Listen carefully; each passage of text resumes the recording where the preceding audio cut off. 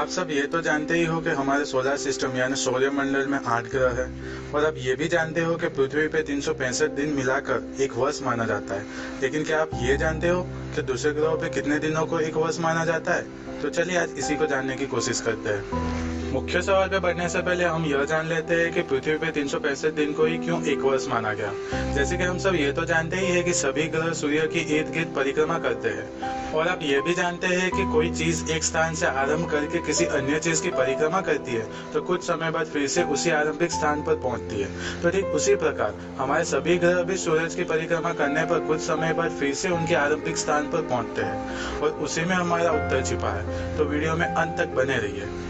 पृथ्वी भी एक स्थान से सूरज की परिक्रमा करके फिर से उसी स्थान पर कुछ समय बाद पहुंचती है और इस प्रकार पृथ्वी सूरज का एक चक्र समाप्त करती है और ये एक चक्र समाप्त करने में पृथ्वी को करीब 365.25 दिन लगते हैं, जिसे राउंड करके 365 दिनों का एक साल यानी एक वर्ष की घोषणा की गई और इस प्रकार पृथ्वी के एक चक्र को एक वर्ष माना गया।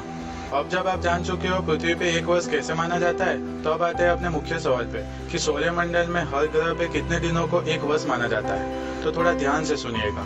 हमारे सौरमंडल का सबसे पहला ग्रह है बुध ग्रह, जो सूर्य के काफी नजदीक है, तो उसे सूरज की परिक्रमा करने में कम यात्रा करनी पड़ती है दूसरे ग्रहों की तुलना में। और हम अगर पृथ्वी के दिनों के हिसाब से देखें तो बुध ग्रह को सिर्फ 88 दिन लगते हैं सूरज का एक चक्र समाप्त करने में। जिसे पृथ्वी के साथ तुलना करें तो पृथ्वी पे एक वर्ष गुजरने पर बुध ग्रह पे 88 दिनों के हिसाब से 4 वर्ष गुजर गए होंगे और आप अगर पृथ्वी पे एक वर्ष के हो तो बुध ग्रह पे आप 4 वर्ष के हो चुके होंगे। सभी ग्रहों को पृथ्वी के दिन और वर्ष के हिसाब से तुलना की गई है। ठीक इसी प्रकार शुक्र ग्रह को 224.7 दिन लगते हैं सूर्य का एक चक्र समाप्त करने में, जो पृथ्वी के दिनों के हिसाब से अब भी 141 दिन पहले ही एक वर्ष हो जाता है। फिर आते हैं मंगल ग्रह पे।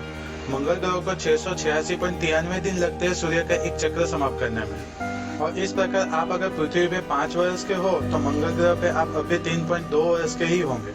फिर आते हैं हमारे सौरमंडल के सबसे बड़े ग्रह गुरु ग्रह पे। गुरु ग्रह को 11.86 वर्ष यानी करीब करीब 12 वर्ष लगते हैं सूरज का एक चक्र समाप्त करने में। यानी आप अगर पृथ्वी पे 24 वर्ष के हो तो गुरु ग्रह पे आप अभी सिर्फ 2 वर्ष के ही होंगे। है ना आश्चर्यचकित करने वाली बात। अब आते हैं शनि ग्रह पे। शनि ग्रह को करीब 29.46 वर्ष यानी करीब 30 वर्ष लगते हैं सूर्य का एक चक्र समाप्त करने में। जिसका मतलब आप अगर पृथ्वी पे 60 वर्ष के हो तो शनि ग्रह पे आप अब भी सिर्फ 2 वर्ष के ही होंगे। अब आते हैं अरुण ग्रह पे। अरुण ग्रह को 84 वर्ष लगते हैं सूरज का एक चक्र समाप्त करने में। जिसका मतलब कि आप अगर पृथ्वी पे 84 वर्ष के हो तो अरुण ग्रह पे आप अभी 1 वर्ष के ही होंगे।